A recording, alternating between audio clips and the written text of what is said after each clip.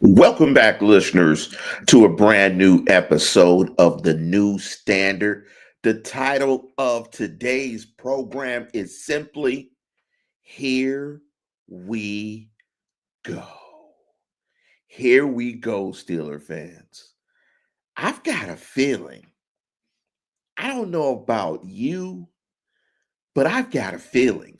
I've got a feeling that what Mike Tomlin is putting together may just get the Steelers to the promised land.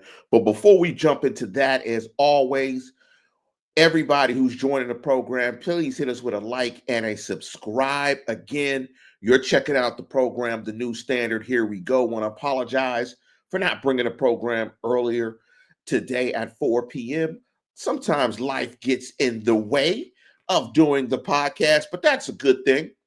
But we're going to still bring you the podcast as always. If you want to participate, like and subscribe to the program, hit that like button. Want to thank everybody who hopped into the show earlier today. Again, apologize to them. Laura Top Life jumped onto the program. Raven fans saying boo. Sorry. But Mike T puts that mojo on Lamar Jackson. And as always, in this particular show, we're going to jump into numbers don't lie, winners and losers for the game, overall game grades, and just my overall holistic thoughts on the game. And before we get into numbers don't lie, I've watched a million, zillion, gazillion, thousand Ravens or Steelers versus Raven games. And typically, they're all decided by at least minimum a field goal, and they turn into slogs. And we talked about in the game or in the breakdown earlier, can Mike Tomlin, and I'm really want to watch this game on film, can Mike Tomlin and Terrell Austin make this into a rock fight? Can they stink it up enough and muck it up enough to really get into the way of this Raven offense that, along with the Detroit Lions, has been the best offense in the National Football League? And Mike Tomlin and Terrell Austin just have a way of making this game very ugly. Now, of course, and we'll jump into winners and losers, there were some things that happened in the game that helped the Steelers in getting this victory, but this was a very tough game. And this was just Ravens Steelers part 12, part 25, just another one in the long story tradition of this storied rivalry. So let's jump right into numbers don't lie. Please hit us with a like and subscribe. Big up to my guy, Ollie Howard Species. Big up to you, my brother. Assalamu alaikum. Let me jump into some of these numbers. And one of the numbers that really jumps out to me as I look at the game book is Lamar Jackson had a rating of 66.1 in this game. You could really see that what the Steelers were doing from a coverage perspective was really impacting Lamar Jackson. He was not comfortable getting through his progressions, in my opinion, in this game. The Steelers held him to 33 attempts, 16 completions for only 207 yards for a quarterback rating of 66.1. This is the guy right now who, going into this game, overwhelmingly, in my opinion, was the MVP. And I think it was a shared opinion by most pundits that Lamar Jackson was going to win another MVP, that he was the leader in the clubhouse.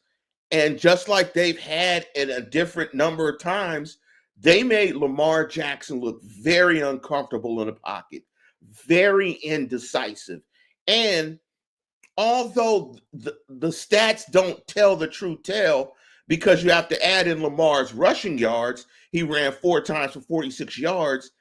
If you take those out, the Steelers only gave up 85 yards rushing on 15 attempts. That's solid. When you look at the numbers, though, it's 19 for 124 for 6.5, which looks bad on paper. But I think in watching the game, I didn't have a sense that their rushing attack was making much hay. You got the 31-yard run by Derrick Henry, but outside of that, they did a great job on that crack toss that the Ravens were trying to do. They really set the edge well and were able to stuff that. On the opposite side, the Steelers' running game, I mean, we pretty much know right now what the Steelers are going to be on offense. They're going to run the ball a ton. They're going to take deep shots. They're going to attack you in the flats outside the numbers. Every once in a while, they'll throw it between the numbers, but not much. And they're going to take deep shots with George Pickens. The one number that I really like in this game is it seems like Arthur Smith, the offensive coordinator for the Steelers, they have embraced George Pickens as the number one wide receiver on this team. He got 12 targets in this game and got 8 catches for 89 yards, average 11.1 yards per catch, long of 37. That was a great play. And they have embraced him as the number one wide receiver. And we've talked about this on this show several times. If you're going to be a number one wide receiver, you've got to get that type of volume first. And with that type of volume, you have to catch 8, 9 balls.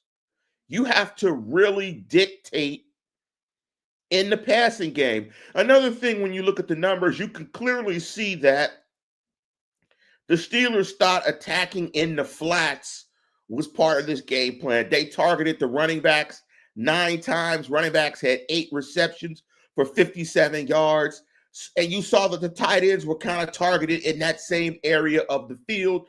The tight ends were targeted 6 times for 4 catches. One thing I would like to see more of is I would like to see Pat Freiermuth more incorporated into the offensive game plan. I think you've got to get Pat Freiermuth more than 2 targets, but he did catch those 2 targets for 14 yards. You've got to do more on that job. On the Ravens side of the ball, Steelers, I thought they were solid on pass defense. Zay Flowers got a couple of balls, made some plays. You got a couple of big plays from Likely. Hill made some good yards after the catch. Bateman had a big play for 19, got 30 yards during the game. Mark Andrews caught a couple of balls. But overall, if you can hold this Raven offense and Lamar Jackson to having more incompletions than completions, you've done your job. And looking at some of the big numbers in this game, the Steelers held the Ravens 4 of 11 on third down. They only had 329 total yards of offense. And we talked about it on the show. Although the Ravens did average 6.1 yards per play, that was due to some of the big plays in the passing game. But we talked about when we broke this game down that this was going to be one of those classic time of possession games, that part of playing solid defense against the Ravens was keeping the ball. And the Steelers were very successful with that. They had the ball 36 minutes and 22 seconds. The Ravens had it 23 minutes and 38 seconds. But where the Steelers have to improve is the margins in the red zone have to improve. I like that the Steelers are getting 4 red zone attempts on average with Russell Wilson as a starter, but they went 0-4 in the red zone. Bad turnover by Russ in the red zone. Overall, I thought Russ's performance was solid. Outside of that play, did a good job of executing what was there, protected the football, got the Steelers in position, but has to play better in the red zone. The Ravens were 2 of 2 in the red zone. The Steelers on third down also have to be better. Only 4 of 16, 25% on third down. But this is Ravens Steelers football. It often looks like this. I know it and you know it. But for some reason, I picked 31-28 Steelers. So look, y'all, I am starting to pick these games correctly.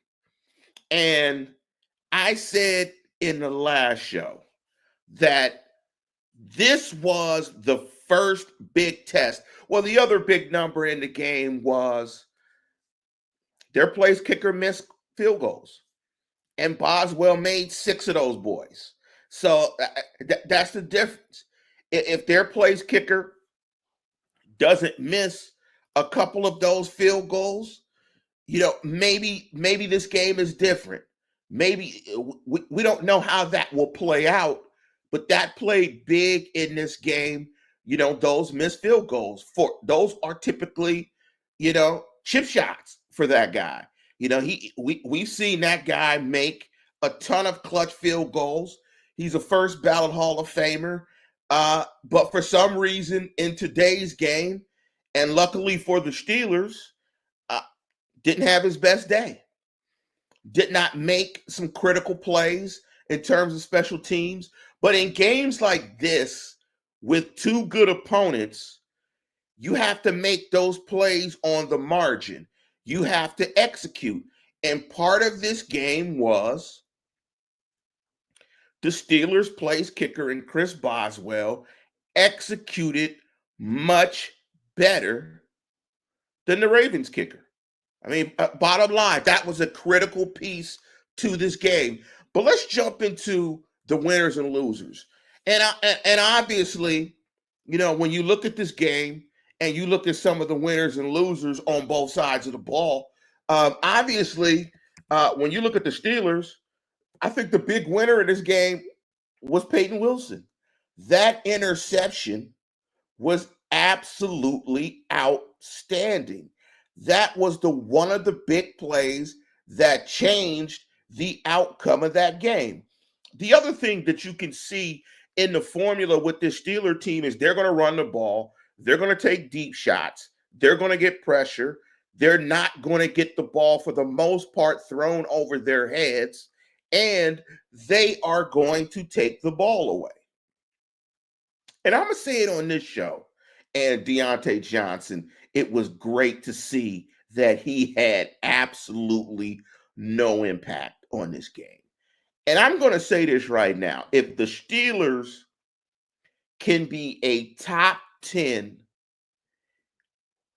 rushing team in terms of DVOA or EPA, basically efficiency, this team is going to be in the mix to win a world championship. Now, I might not be taking a big leap because they're already in the mix to win a world championship, because as it stands right now, they're 8-2. I'm not sure if they're the 2 or the 3 seed, but they're 8-2 and they're rolling. They have found a formula that is working. And the other thing, and we've talked a lot about this year, we talked about the quarterback position and what's the quarterback position going to look like for the Steelers in the future moving forward. And, when you win these type of games, these big divisional games, you make some money. And I can all but guarantee Russell Wilson is going to be the starting quarterback for the Steelers next year, probably for the next 2 years. I could see him being the starter for the next couple of years with, maybe a 2-year deal. And on the back half of that, you have an option year that can be voided. Because of his age, I'm not sure how long you want the deal to be. He's 36 years of age. It makes sense to me that, for him, that it makes more sense to me that the deal would be a 3-year deal. In terms of losers, again, obvious loser on the Ravens side is Justin Tucker. It wasn't good enough. And Justin Tucker, out of Texas, typically makes those kicks. We've seen them break the Steelers' heart, but it just wasn't good enough. And he's definitely a loser in this game. A winner, again, on the Steelers side of the football, I think it's George Pickens. I think George Pickens had a fantastic game, and he is proving week in and week out that he is built for the load, that it is not too big for him. I think also in this game, I would like to give kudos to the Steelers' run defense. And I thought they did a really good job in being gap sound and handling Derrick Henry. So other winners on this team is that defensive front. I think you got to give kudos to Mike Tomlin and Terrell Austin for a fantastic game plan in terms of the defense. I thought they really made it tough on Lamar, and I thought they really slowed this game down. And I like the game that Arthur Smith called. I think he called the game in a way knowing that the Steelers, as part of their defense today, had to protect the football. They absolutely had to protect the football. Another guy, a winner in this game, is Pat Queen. Pat Queen absolutely balled out. Big turnover. Herbig stepped up for Highsmith. Big turnover. It's going to be key to see how the Steelers came out this game from an injury perspective. Again, listeners, you were checking out the new standard. You're checking out the program on November 17th. The title of this program is Here We Go. And I got a feeling. I got a feeling. Losers, I don't want to say Russell Wilson. I thought he played well enough in spots. The turnover was bad. I thought the execution in the red zone was bad. They had opportunities in this game to make this a more comfortable win. To win this more comfortably, get a lead. I thought they did it. I thought they had an opportunity there. So I would think that Russell Wilson somewhat is a loser. Arthur Smith somewhat is a loser. They've got to be better in the red zone. And I think this is back-to-back games. I think in the last couple of games, they may be maybe 4 of 8, around 50%. They're in a lower third of the league in terms of red zone efficiency. I think they've got to improve that. But what we see is this team can hang with the big boys.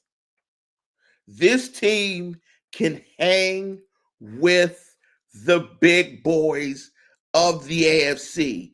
It is indeed one of the big boys in the AFC. Going to be a tough game this Thursday, coming back to play the Browns in such a short period. But before we jump into that, I want to give a big shout out to York Steele. Thank you for the contribution. Thank you for the like and subscribe. Love you, Playboy. Big up to my guy, Kenneth McNair Jr. What's up, Lance? We overall look like the better team today. Offense still had inconsistencies, but overall more well-rounded.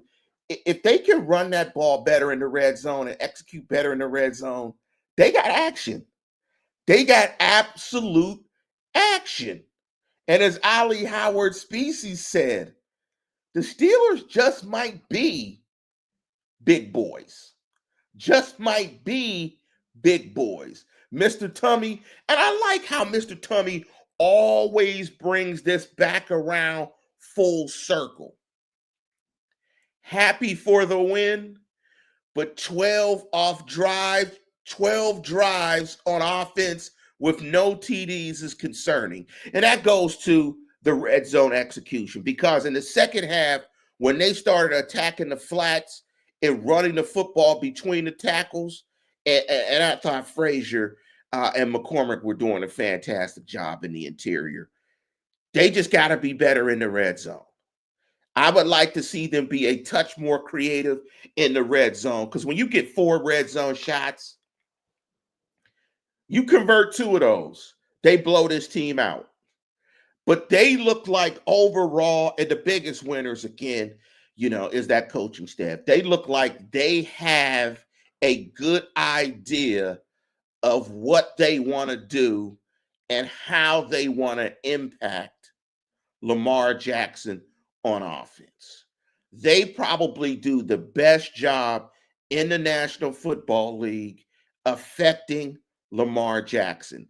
And I was also very impressed by the amount of pressure that they got in the game. Because when you play Lamar, you're not always going to get home, But if you can affect the initial rhythm and timing of the play, you do a great job. And Lamar's dangerous in the secondary phase of the play, but you'll deal with that Lamar instead of the Lamar that's hitting his back foot, executing with rhythm and timing. That's the Lamar that you don't want.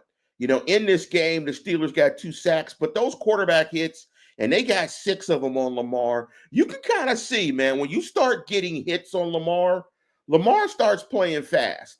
And I thought Lamar was playing fast in this game. And I think that Tomlin and his staff, they just have a kind of a good feel of what Lamar wants to do when Lamar is back there. They have a sense to it. Let me jump into this comment from Grayson Brown. I don't think the offense was that bad. This was the Ravens. The game always unfolds like this. They were bad in the red zone. If I were to tabulate all of the snaps that they played in the red zone, they were bad in the red zone. I would guess that it was probably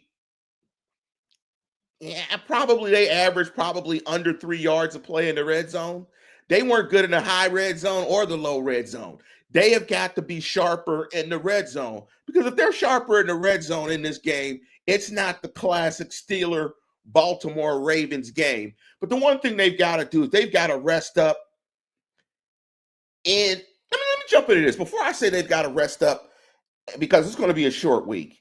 And this is another point where having a veteran in a short week doesn't necessarily limit you offensively. Russ can handle the load over the course of a short week. They've got to take care of their bodies. Let me jump into this comment here from Young Boy 24. And let me ask you guys that. Were the Steelers the better team in every game that they've played this season? And I might ask that on my TikTok. True or false? The Steelers were the better team in every game that they've played this year. I might be tempted to say no. No, I'm going to say no. Out of the 10 games, they were the better team in 9 of them. They got dominated by the Cowboys. If you take a look back at that Cowboy game from a statistical perspective, they got doubled up in yards. They got dominated by the Cowboys in that particular game. So I would say false. That's the only game where I think the Cowboys were actually better than the Steelers on that day and were the better team. But I would say Dallas. I would say that was the only game that I didn't think that they were the best team. Kudos to Herbig. That shows you the Steelers have some depth. Young Boy 22 is right. Defense folded late in that game. I can't disagree. But if you're the better team in 9 out of your 10, and most of those were played with Justin Fields, bingo. Fine. If you want to know if this defense is good enough to carry this, yes. The Ravens and the Lions are the 2 best offenses in the National Football League. You're talking about a Lamar Jackson-led offense that has scored 40 points this season 3 times. They got 16. So this defense is legit. Again, I'll say this. If they can run the ball more efficiently, they can compete for a championship. When I watched that Bills-Chiefs game, I'm absolutely certain they could beat the Chiefs. I'm absolutely certain they could beat the Chiefs. Buffalo, they would need to beat Buffalo. They would need to play Buffalo at home. But I think it'll still be a tough game. But I absolutely believe they could beat the Chiefs. I think they are, of the top teams in the AFC, they are one of them. They are in the mix. Some of this will fall in terms of how it all works out. But in looking at this Cincinnati team tonight, they just came off of a victory against this Raven team. Follow up this great taste in your mouth right now by smashing the Browns. You go 9-2. It's set up. They have set it up for themselves in terms of overall game grades. I'm going to give the offense a B because in 12 drives, you got to score a touchdown. You can't have 4 drives in the red zone and not score a touchdown. You've got to score a touchdown. And I'm gonna jump into this comment from um, Hades Soleil. Defense and special teams are already Super Bowl ready. Absolutely. Absolutely. Those 2 units are Super Bowl ready. I would feel comfortable saying that those 2 units will play well against anybody. I don't think there is a team that the Steelers will face outside of the Bengals, just because the Bengals have those threats at the wide receiver position, but they don't pass protect well. I think the Steelers can limit any offense in the National Football League. I am certain of that after seeing them do that against the Ravens. Offense, I got to see better execution in the red zone. I got to see more execution in the red zone. And young boy brought up a great point. And let me jump into another loser. And I hate to say this on this joyous occasion, the Steelers take command of the AFC North. Again, you're checking out the new standard. The title of the program is Checkmate. Steelers versus Ravens Postgame. Hit me with a like and subscribe. They've got to get Justin Fields more involved in the red zone and on short yardage plays. That is a feature of the offense that I think they've got to incorporate. The play call to hand it off to him to close out the game was fantastic. The execution was terrible by Justin Fields. You got to just be more sound. You got to play great situational football. And in that situation, you've got to get the first down and then slide. That was terrible by Justin Fields. And that's probably one of the things that holds him back is sometimes he has brain farts when it comes to situational football, but that call was awesome. And you could see, to young boy's point, you could see if they get Fields involved in some packages in the red zone with his ability to run and throw, fantastic. Fantastic. Not sure how they do that without giving off tails. They'll have to pass some with Fields as well. But man, his legs are an absolute threat in the red zone. That was a fantastic call. But when he slid, I was just like, come on, guy. Come on, dog. Come on, dog, man. You got to know the situation. And he was told for sure, slide after you get the first down.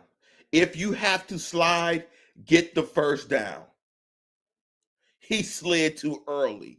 Premature slidulation. That's what he had. Premature slidulation. He shot his slide too quick. Pow, pow. I mean, just hold it back just a few. Take a few breaths. You don't got to slide so fast. Slide after the third down marker. Maybe they need to get some glasses for the guy, but he absolutely got excited and slid too fast. Not a lot to pick on with the Steelers. The offense execution's got to be better. I could imagine, and we'll come out with a show on Tuesday, I believe, and then we'll do a post game. We'll break down that Browns game.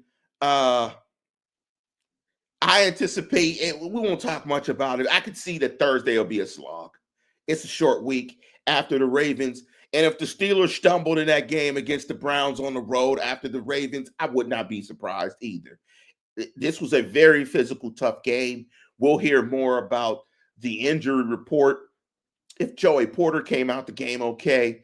The other thing I'd like to see the Steelers incorporate Jaylen Warren a bit more. I know he had the back in the running game, but I like that two-headed monster, that 1-2 punch. Again, 2 phases are Super Bowl ready. Special teams and defense, Super Bowl ready. And I love all of the guys in the secondary that they have. You know, they have versatile players back there. You know, they can play those 3 safeties back there, Fitzpatrick, Elliott, KZ, Edmonds, it's versatility. You can disguise looks and give teams a lot of different looks. But the Steelers are red hot. I've got a feeling, and checkmate to the Baltimore Ravens. Overall, holistically, you should be very excited if you're a Steeler fan.